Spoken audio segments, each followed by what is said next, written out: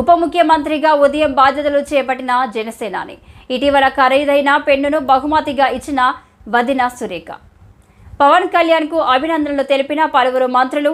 ఆంధ్రప్రదేశ్ ఉప ముఖ్యమంత్రిగా బాధ్యతలు స్వీకరించిన పవన్ కళ్యాణ్ ఆ తర్వాత పలు దస్త్రాలపై సంతకాలు చేశారు.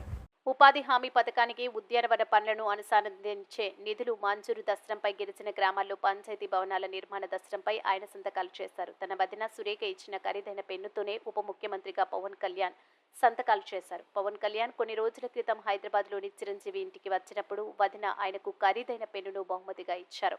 జనసేనాని పెన్నును గిఫ్ట్గా ఇచ్చిన వీడియో నెట్టింట వైరల్గా మారింది.